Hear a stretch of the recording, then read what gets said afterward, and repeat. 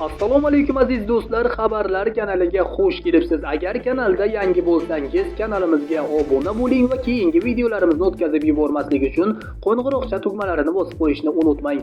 Bugungi dasturimizda O'zbekistonda endi jarimani avtomobil egasi emas, nega ruldagi haydovchi to'laydi?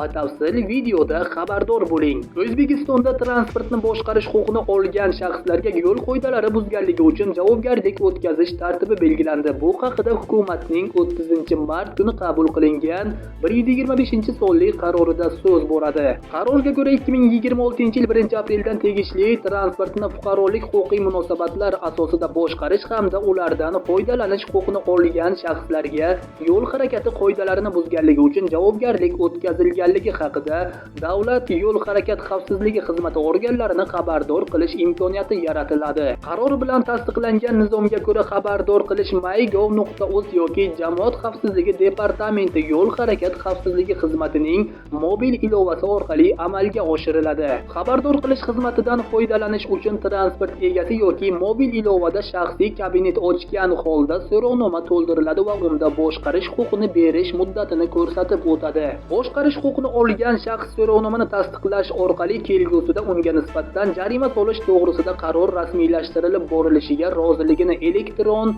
orqali imzo yoki mobil ID yoxud Face ID orqali tasdiqlaydi. Xabardor qilish xizmati uchun eng kam ish haqining 10% miqdorida yig'im undiriladi. Shuningdek, mazkur qaror bilan qonun hujjatlariga kiritilgan o'zgartirishlarga ko'ra, avtomototransport vositasini ro'yxatdan o'tkazish haqidagi guvohnoma 5 yil muddatga rasmiylashtirilishi belgilangan. Sizlarga yetkazmoqchi bo'lgan ma'lumotlarimiz shulardan iborat edi. Xayr, salomat bo'ling.